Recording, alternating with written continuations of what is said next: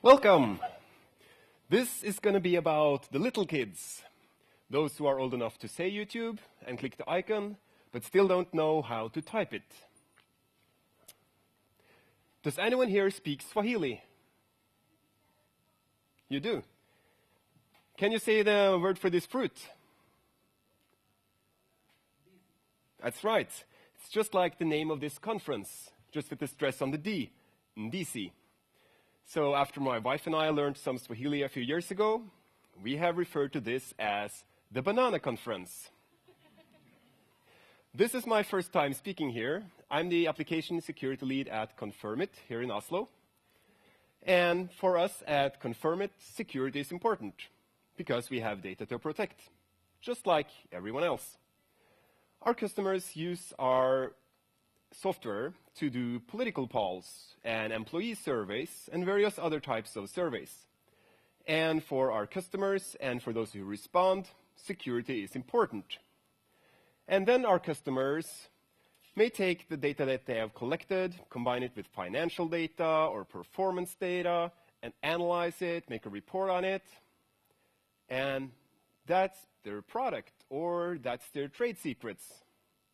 Security could be life or death for them and for us. So, but first, who has kids? It's a simple question. Just raise your hand if you have kids. Yeah. Well, you know, when you have kids, you immediately start to care about their safety. And one of the first things you do, you go out and buy a car seat. What you care about is, does it fit in your car, and is it one of the most secure on the market? Then you head over to IKEA and buy a lot of stuff. And after a while, you don't know if this is about securing your kid or securing your home. And then you start to buy toys, and you learn that, well, there are things that could be dangerous with toys. Many different things, but if it's really bad, those toys will be banned. They'll be illegal. They can't be sold because we have laws and regulations for that. But then we have things like the Kayla doll. There will be a talk about Kayla tomorrow here at the Banana Conference. Kayla is a talking doll. It's internet connected. And it has crappy privacy and security. And German authorities banned Kayla because they classified it as a spying device. Now, no other countries were able to ban Kayla. If a child was strangled because of the hair, that would be okay, but bad privacy and security, that's okay. Well, there's one place we generally don't, where we're not worried about security, and that's when we send our kids to kindergarten. We worry about other things there, but not about security. And often not when the kindergarten start using online communication services. You may ask, why do a kindergarten need an online communication service? Well, this is one of the reasons. It's the door of text. This is the last door I see when I leave my son's kindergarten. There's a lot of information there. My kindergarten, or my son's kindergarten, is using an online service. So this is mostly redundant for me. But in other places, you're expected to comprehend what's written here. And when do you see this? It's either in the morning, when you rush off to work, or in the afternoon, when you have picked up one or more kids and you're all tired and you want to get home. So, many kindergartens have this as their primary communication. Some of them are kind, and they copy it on a piece of paper. But where do you put it? And the calendar for this month, it's on your fridge, but your fridge is not here. Or when I need to send an important message to the kindergarten, I could call them.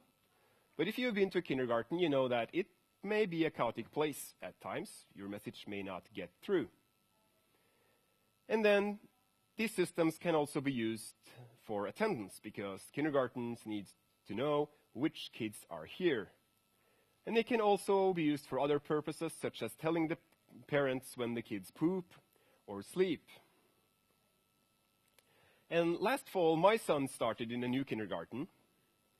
And they told me, we use an online kindergarten service, and you will need to use it if you want to have any information from us and communicate easily back. And one of my first thoughts was, well, I wonder if that's secure. And I would later find out and talk about it here.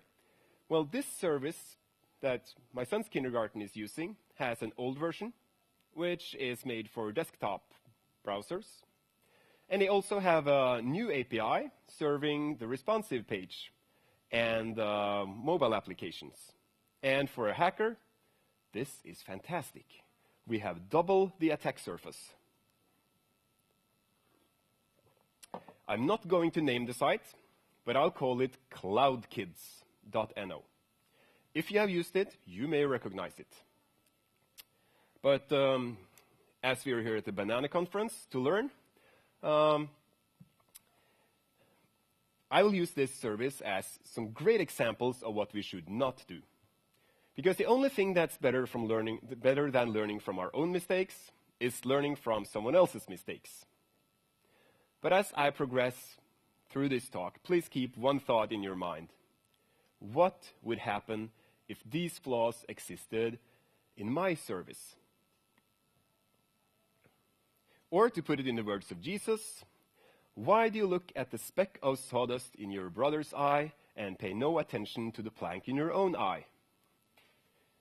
Because my claim is that if you haven't introduced a security vulnerability, you probably haven't made software. Now, some of the flaws we introduced weren't as bad as what I will show you, and some were a lot worse, and some we managed to fix in time. Now, speaking of in time, CloudKids has now fixed everything I will show you and more. So there will be no live demos. Sorry for that. So, when I started using CloudKids, I could see this in the address bar of every single page. Everything loaded over HTTPS. And that's good. And then the browser would tell me secure. And many people would think that, well, yeah, then this is a secure site. Well, not necessarily. It just means that communication with the server is encrypted. And to know if it's a secure site, we'll have to look at the details, and we'll even have to test a few things out. And we'll start by looking at the response headers. And if you want to look at the response headers, you can, at least in desktop browsers, you can hit F12, and then you can hit the network tab. Or you can use a web proxy. I use Fiddler. I use it for a lot of things, and I love it. So when I loaded the login page of CloudKids, the response headers looked like this. Now, this is not what I'm going to focus on right now. It's what's not here. And what's missing here is, for instance, security headers. There are no security headers. And this being the login page, I would at least expect one or more security headers preventing framing of this page. Because if it was framed, it would be quite easy to steal passwords. Well, you would still have to trick users to your framed page, but you could steal passwords that way. Another thing here is line number 3, server. I've never seen this used for anything, ever. The only purpose of this line is to tell people that you're running a vulnerable version, if you do. So what I did was that I took OpenSSL 102A and copied that into Google and added vulnerabilities. So I got a list of publicly known vulnerabilities on this version, 36 of them, because it was 22.5 months old, and there were 10 newer versions, all with security fixes. 4 of them had the maximum score for the flaws. Yeah, and the first lesson is always keep your third-party software up to date. So, now let's log in. So, I'm here at the login page. And I enter my username and password and click login. Then I go to the first page. And on the first page, I click on any link to go to a second page. And I go there. Then I hit the back button in my browser. And I don't go back. I get this warning that I'm about to repeat an action. And that could, of course, be bad if you are then making a double purchase. Or it could be embarrassing if you're double commenting something. But here you're doing a double login. Well, if this was your computer, and I knew about this, I could hit the back button until I got this. Then I could hit F12, and I could reload the page, and I could just read your username and password. Now, let's kill a myth. Some people claim that usability and security are opposites. Well, if you fix this one, well, you get both. So it's not always true. Well, I guess it's true sometimes, but in everything I found here, that when it was fixed, usability didn't suffer. Well, some people can argue about one point, but I guess most users would want security. So, you may ask, how do we fix this? And that's lesson 2. When passwords are posted, always do a redirect, like a 302. Even if the password is wrong, that would prevent it. And the UI would be better. So we're eventually going to get into some hacking. People love hacking, of course. And I think that hacking has a lot in common with art. Now, advanced hacking and fine art, they require talent, technique, tools, novel ideas, and great creativity. While other times, it's more like modern art. It's simple. And this is how it was with Cloud Kids. It was simple. It was just about being first. So, getting there soon. But before that, need to define something. The difference between authentication and authorization. Because we tend to get this wrong. Now, of course, we abbreviate them to the same 4 letters, auth. So, it makes it harder. And also, if we read the HTTP specification for status codes, we see 401 unauthorized. And the explaining text starts with, the request requires user authentication.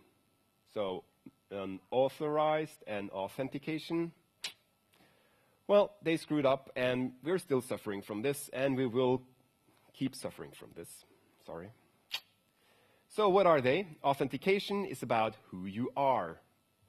And you claim who you are to the server, first with your username and password and perhaps other things, and then with an authentication token, often a cookie. Authorization, on the other hand, is about what you're allowed to do.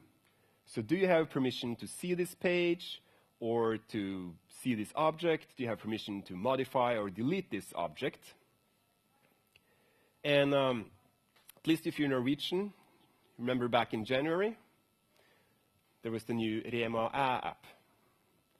You could look it up what anyone else had bought at the grocery store. That was pretty bad. And around that time, I wanted to take a closer look at the security of Cloud Kids. So one Friday morning, I took my son to the kindergarten. And when he was happy, I talked to one of the employees there and said, is it okay if I send a few test messages to test the security of Cloud Kids? And he said, okay.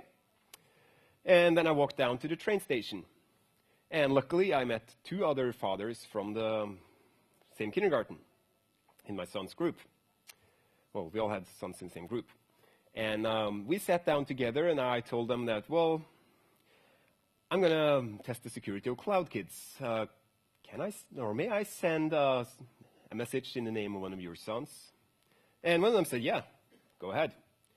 So I came to the message form in Cloud Kids. And it looks like this. And I'll show you the important request parameters throughout here. This one has the child ID, and that's the important one here. So what if I can change this one? So specifically, I want to change it to the child ID of the son of the father sitting next to me. And how do I do it? Well, I use Fiddler. I could stop a request, I can change it, and then pass it on to the server. If you use Firefox, you can use tamper data. In Chrome, you can use tamper Chrome. And you can change things before they're sent to the server. So I needed to find this other kid's specific child ID.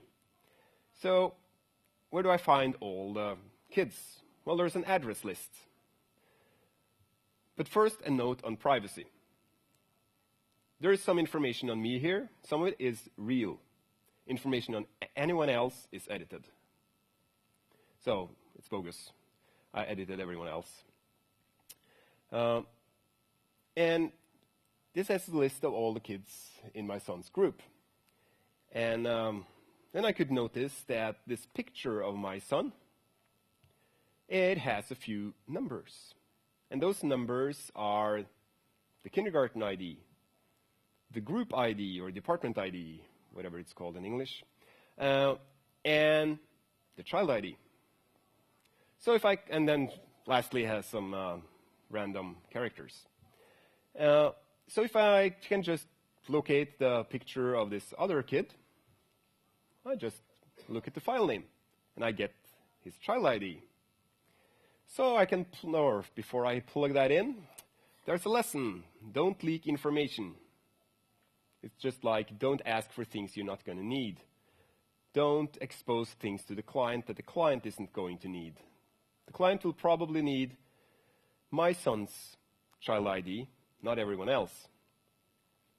So I change the child ID, and the father sitting next to me takes up his phone, and he looks at the messages that have been sent, and he can see that I have sent a message about his son. And the guy in the kindergarten could confirm that, well, it was successful. And it was not this message. It started with test, and it was like boring. But there are kindergartens who state online that we only hand kids over to the parents, people on the pre-approved list, or when we're notified about someone else coming and picking up. And on the same page, they mention Cloud Kids. So, another lesson, apply authorization to all non-public functions.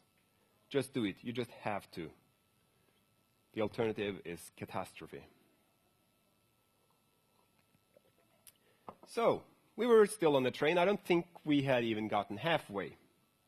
So what do? Okay, we'll look at pictures. Of course, we weren't looking at pictures. We were looking at the security of pictures. And pictures are sensitive. And I should only be able to see pictures where my son is tagged or where we can't really identify any of the children. And I'll show you one of those pictures. They had been on a trip, stopped to make a fire because they wanted to eat black sausages. Now, pictures are great because pictures cause people to interact. I can comment on pictures, I can like pictures, and I can take one of the pictures and show it to my son, and maybe he can tell me a story of what happened. But we wanted to test liking a picture. It's pretty benign. So I looked what the request looked like, and it was just a numeric photo ID. So I thought, well, what if I just increment and like a few other pictures that I presumably can't see?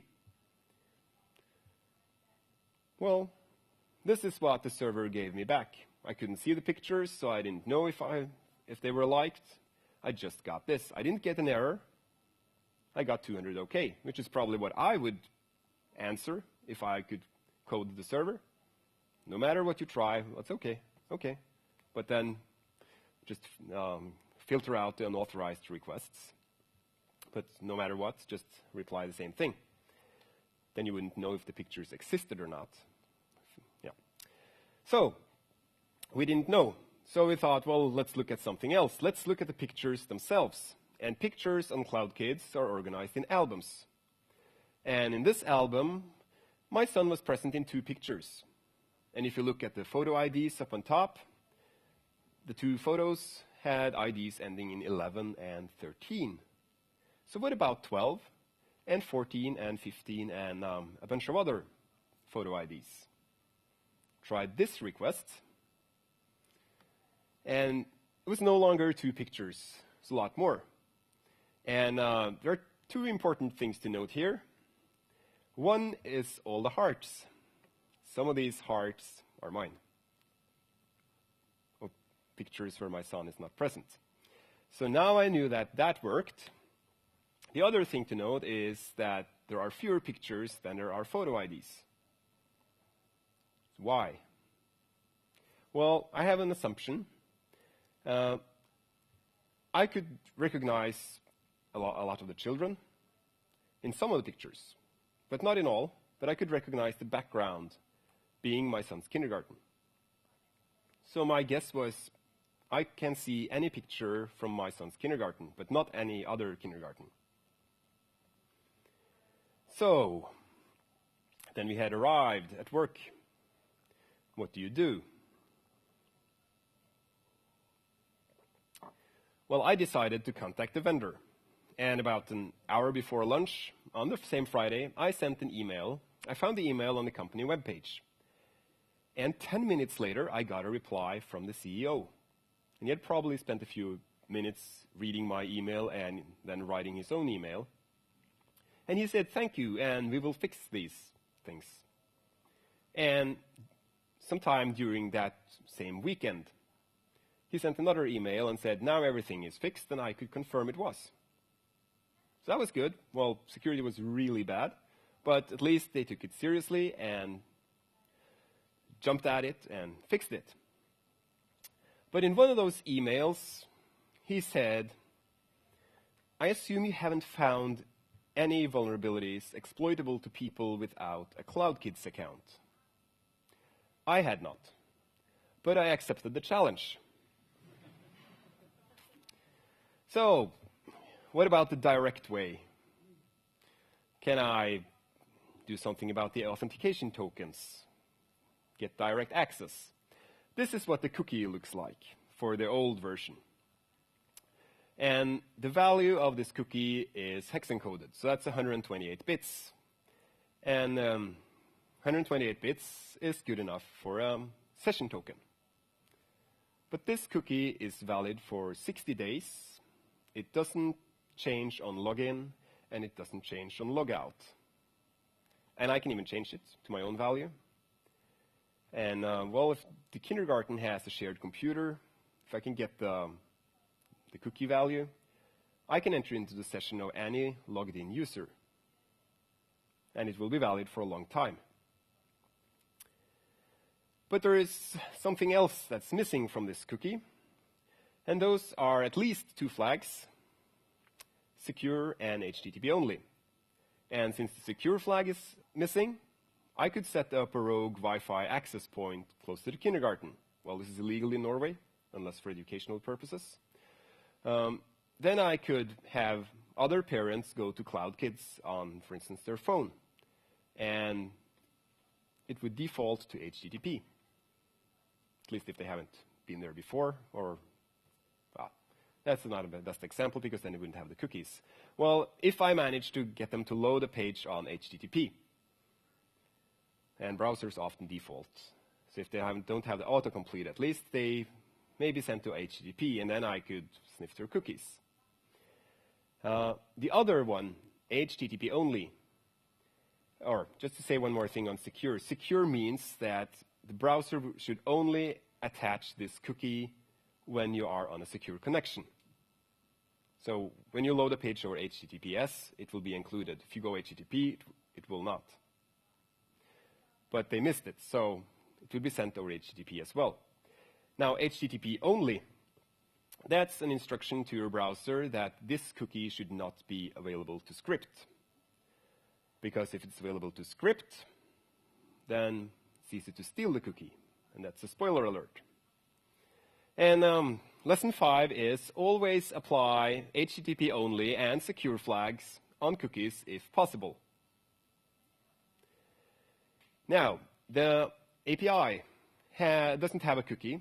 It has an XAuth token. And that one looks better. If this one is base64 encoded, or something close, it's 192 bits, or a little below. That's good. The only problem is it's not. If you look closely, you can see that the first half and the second half are identical. So it's no more than 96 bits, and it doesn't change on logout or login. It's always valid. And the lesson is renew tokens on login, and why not on logoff, at least invalidate, and make them sufficiently random. Now, I could try to break into CloudKids exploiting these things, but that would probably require some hard work. It would script a lot, and it would probably be noisy on the server. And I would probably also have to harvest a lot of these values. And we have to remember that laziness is a virtue. We are not rewarded for taking the extra mile. In hacking, as in some other fields, do whatever or that takes the least to reach your goal. You're not rewarded for doing more. So, I wanted to see if there was some easier way to break in. And one night I was having a friend over, and I told him that, well, I had hacked CloudKids, like some initial stuff, and gotten a lot of interesting results. And he was eager to see how I was doing this, and we thought, well, let's continue. Let's just do it easy and look for some more authorization flaws. So we started on the contact information page. So here there's information on the kid to the left and the parent to the right. And I tried to do this hacking in an ethical way. And there could be some information on the kid that parents had written here that I really didn't want to know. So I thought, I will stay away from the kids. Most likely there is nothing. It's just what I can see on the address list. But there could be something. Parents, on the other hand, most of it is in the address list already. The rest I could probably find on LinkedIn, Facebook, in the phone book. And the remainders are mostly communication settings, checkboxes. Not really sensitive. So these two panels load separately. So I looked at the request to load the parent panel. And it looked essentially like this. I stripped away a few things that weren't really necessary here. So it has a relation ID. That's on the parent. And it has a child ID. And I know how to get the child ID. Now, how do I get the relation ID? Well, where could I find stuff like that? Well, there was the address list. And on the address list, if you have entered your address, there's a little map marker. And if you look at the code behind it, for no good reason, it has the relation ID in there. And it even sends it off to Google Maps. So now I had it, and it turned out I didn't need the child ID. I only needed this relation ID. And when I used it, I would get all the information that you could see on that page. And I would also get these things. Confirmation on the relation ID. I would get the user ID. And I would get the child ID. So I found a relation ID for one of the other parents in the kindergarten. And I could load the page. Then I thought, well, I'll try another random number. And I got a random person with an address in a different part of the country. Probably not in my kindergarten, unless they had moved and not updated their address. Well, I tried one more, totally different part of the country again. So I could actually look up any parent. And that's the same lesson as before, authorization. And there was a button on this page, contact information page, that said change password. Now that's interesting. I translated it for you. And now you can suggest what's wrong with this one, like big things and little things. Anyone? Yeah, that's the big one, the really big one. They're not requesting the old or existing password. Anything else? No, it's not clear text, so it's yeah, but it's HTTPS, so it will be encrypted. Yeah, well, probably wasn't good enough in last millennium, at least not now. And they also had max length, 25 characters. That annoys people who use password managers with really long passwords because it's just cropped off and you're not told. But does that mean that you have set aside 25 characters in your database? Which then means you're probably not hashing the passwords? It's interesting. Anything else? Yeah, the parent ID or employee ID and the kindergarten ID. Well, on CloudKids, if you have kids in 2 different kindergartens, both using CloudKids, you still have 1 user. So kindergarten ID has no use. And really, the user ID, that should be taken from your authentication token, not directly, but you can look it up based on who you have authenticated as. So, is there anything else? Yeah, we'll leave it with that because those are the most important points. And lesson 7 is passwords are hard. So when you implement passwords, you probably have to do storing, you have to do changing passwords, resetting, maybe a remember function. And these are hard. And you have to get them right. You can't get them almost right because then you have a vulnerability.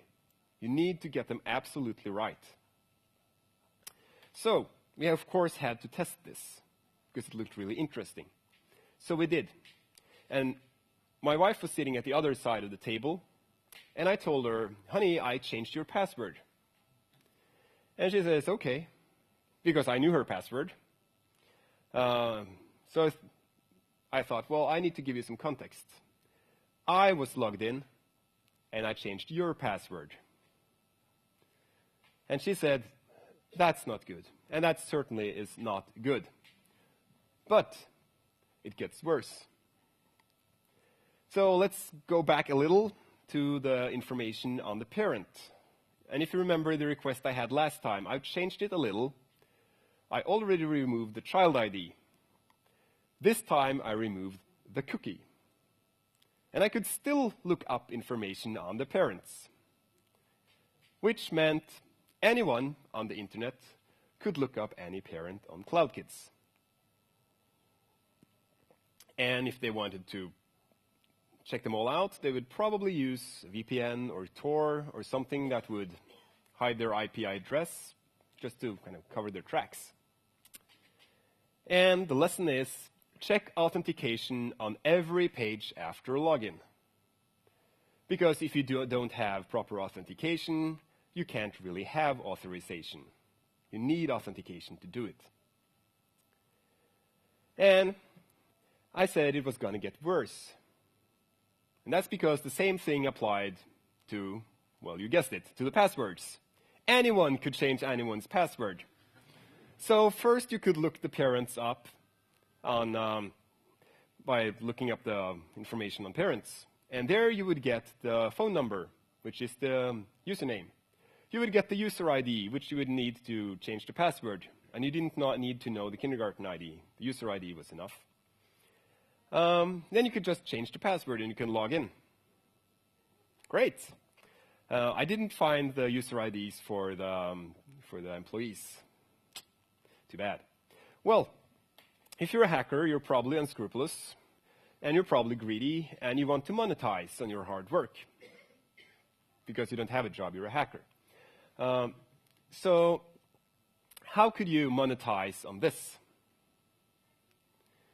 Well, you could do one thing that's no risk, no harm, and that's just to build a list of all the parents.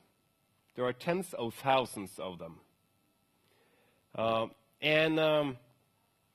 That list, you would have the phone number for all of them. You would have the postal address and the email address for a lot of them. You could sell this to marketers. Someone who's eager at selling something to parents of kindergarten-aged children. Or you could be a little more nasty and sell it to scammers. Now, I don't believe the scams being sent to me as a random person on the internet. But if my name was in there, maybe my address, some information on my child, and a picture, I would be a lot more likely to click on the link or open the attachment. And a lot of other people would be too. So you could get ransomware, spyware, malware. So what do a hacker want to do when they get access? They want to persist, let's stay logged in, and they want to elevate their permissions. And to persist is quite easy because, well, when they log in, their cookie is valid for 60 days. And if they log in with the API, the token is valid forever. So we want to elevate their permissions. And who has more permissions? Well, I guess employees have more permissions. How do we become an employee? Because I couldn't find the user ID of the employees. There's an easy way. That's the fact that there are some employees who also have children in the kindergarten, and they would share their user between being a parent and being an employee. So there are a few of these, and we could easily find the parent. Then we would have an employee. But, of course, we want to have more employee accounts. So we go on hacking. This is another type of requests that I could send on CloudKids. It's more like the right now, like the instant request, not concerning a specific date like the other one. And this one doesn't have any child ID, relation ID, user ID. So they probably fixed authorization here. But as with all the other forms on CloudKids, they're missing something important. And this is vulnerable to cross-site request forgery, also known as CSRF, CSRF, or XSRF. And I wanted to test this out. I kind of knew that this would work, but I still wanted to test it out. So I built an HTML page. And the part in blue is an exact replication of the form on CloudKids. The part in red is a script that submits the form, and in green there's an action that then, when this page loads, submit the form, or run the script that will submit the form. So it's effectively an auto-submitting page. When I open it, the form submitted, and because I had valid cookies for CloudKids, the browser would happily attach them. And cross-site request forgery is about exploiting the trust. That's another definition of it. I'll take another one. That you cause a user to do an unwanted action in a web application where they're authenticated. So I was kind of attacking myself. I went to the kindergarten before my good helper there had to go home and fetch his own kids before somebody else did. I tested this out with him and got immediate feedback that, well, it worked, just as I expected. And we need to protect against cross-site request forgery. And what works in all browsers today is to apply anti-CSRF tokens when forms are posted. There are also other things we could do. Most frameworks, or I guess all frameworks, have something you could implement, because we shouldn't build these things ourselves. So this works, and how can we use it? Well, there's a good friend of CSRF, or CSRF, and that's XSS, or cross-site scripting. And here we have some persisted cross-site scripting. I could send a message that would stay in the database, of course, just like the messages would. And having an XSS flow means that I can run JavaScript of my choosing in somebody else's browser. So I sent this message, and I think the employees in the kindergarten thought this was quite annoying. Because when they got to the message list, they got this pop-up every single time. And they would also get it if they looked at my message, which was just, hey, Magnus, the guy in the kindergarten. And then a script tag with an alert box, which is how we prove that cross-site scripting is possible.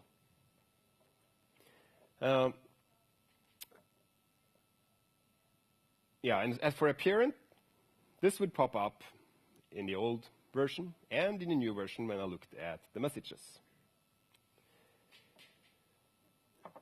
There was some prevention, or at least that's how it worked. I don't know if it was really to prevent cross-site scripting, but it at least limited me from some of the things I wanted to do. And that was some rewrites of quotes. So a double quote became a single quote, and a single quote became a / single quote. But, well, that's not how you do it. To prevent XSS, you need to validate input. Unless it's like you accept all kinds of crazy characters because people can write in all different languages, then you can probably validate the input, or you can ban certain characters. And this you should do on the client side, and mostly for usability on the client side.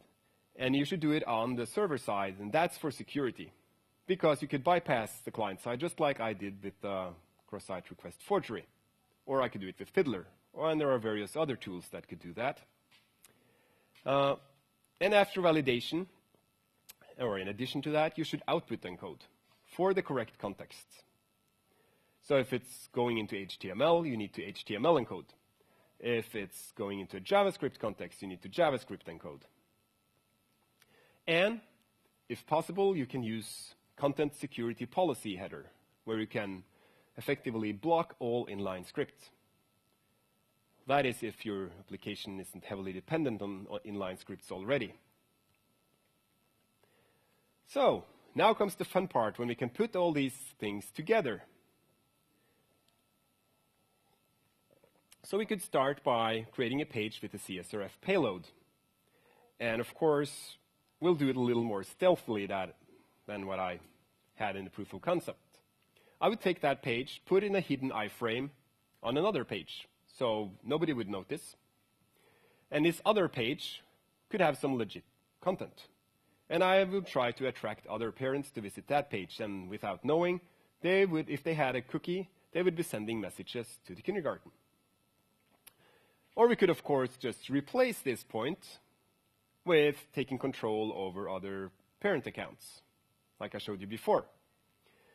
And then we send a cross-site scripting message. And my example is the one in blue. This one works with the quote rewrites. And what the code in blue does is that it just redirects the browser to my evil hacker site. Let's say I have control over this site, or at least I can read a public log on this site. And to the URL, I attach the cookies. And as we know, the HTTP only flag isn't applied, so the browser will happily attach the cookie and send it off. Now then I can pick it up and just enter into the session. And that's valid for up to 60 days. Then I can change the password, because now I'm in the session. And we know it's not requesting the old password, so it's trivial. And nobody is notified on password change or email change, phone number change, or anything. So this is how I could pretty much hack any active employee that ever read messages. I could probably improve this a lot to not be notified that easily. So, of course, as a hacker, what evil can we do? Well, there are vacation lists in CloudKids, and people sending messages saying, we'll be leaving early on Friday, or we're coming to pick up the child early on Friday. That's when you know their house is empty. You could send some burglars. And there's also names and birthdays of children. Who knows someone who's using names and birthdays of family members for passwords? Have people stopped doing that? That's good. Okay. So then we'll do something else. Employees can post newsletters. PDF and Word files.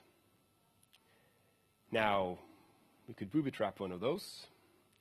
And to make it effective, we'll make it a form that parents should fill out and return to the kindergarten.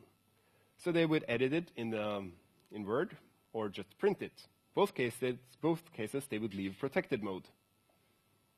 Maybe we could give them malware, spyware, ransomware.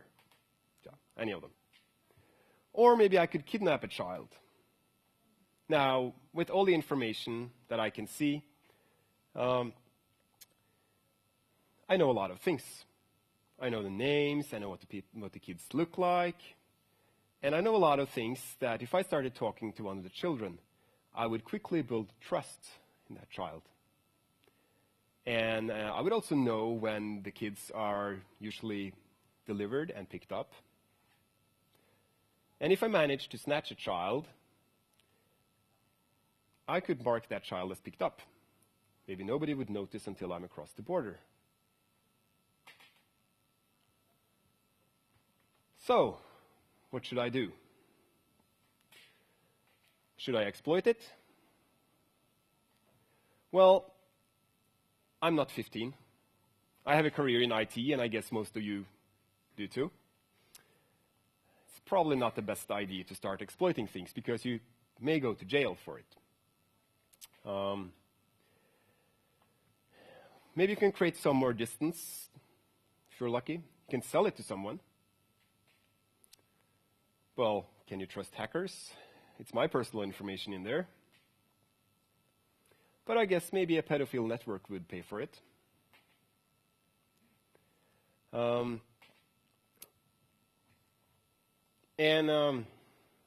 course, the responsible option is to report it. I was getting quite scared when I used CloudKids. I didn't really want, because I had to use it, or my wife had to use it if I stopped. So I didn't really want it to stay this way. So maybe it was best to report it. But you also have to remember there is none of the above option, and that is forget about it. And I know people who always choose this option. They have tried reporting again and again and again, and they're sick and tired of it because they either don't get through, or they're not taken seriously, or security is not taken seriously, or the companies freak out and start blaming them or threatening with lawyers. Well, I had reported before and had a good experience, so I thought, well, I'll report again. So I called them and said, well, you know what? I continued, and this is just so much worse. And they were really thankful that I came to them first. And I told them what they should start on immediately. And but they also said, would you like to consult for us? To give us all the details of your findings and to fix our code. Now, to get all the details, that's good. Because just like with any other bug, you need to know if you actually fixed the problem. Or if you just thought you fixed the problem.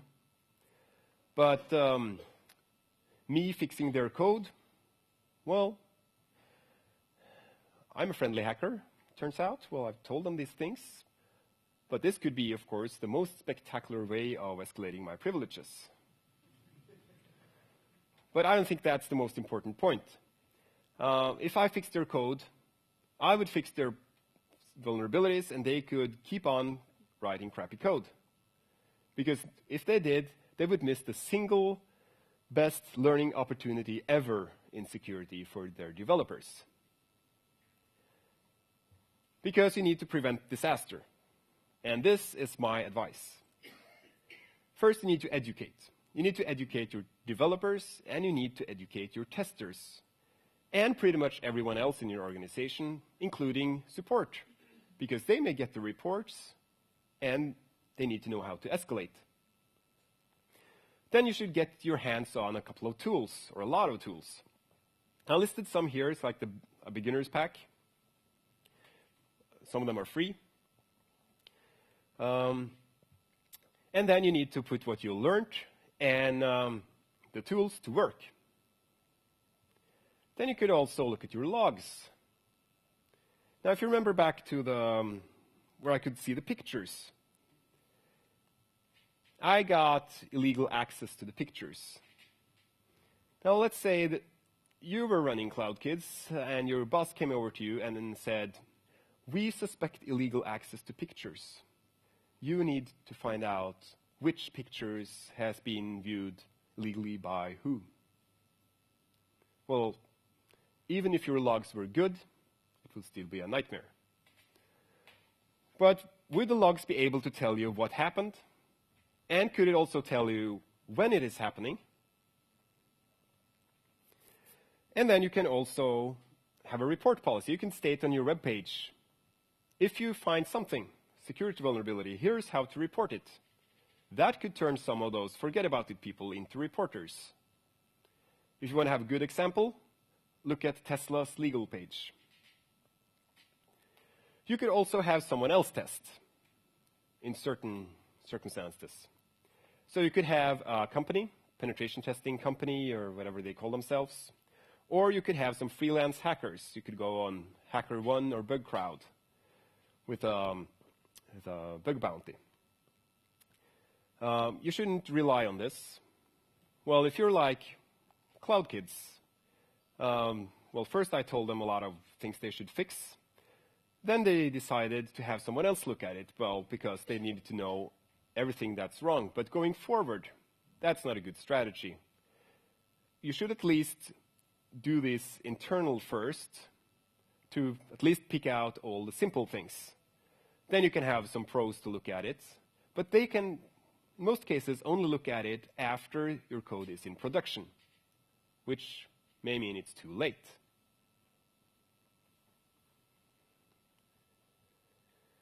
Have you heard about the GDPR?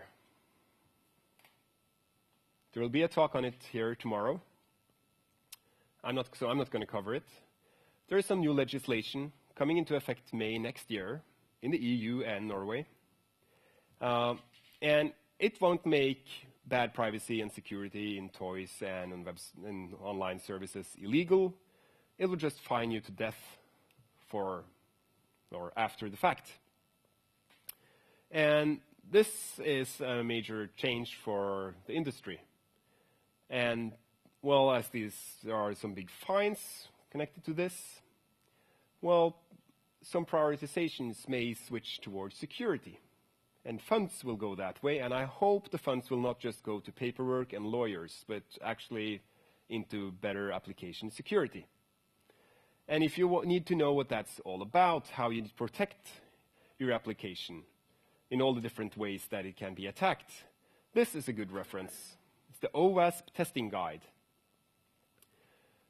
It tells you not just about everything, but a lot of different things you should think about to stay secure. It may want you to outsource things because it's a lot. The list is huge.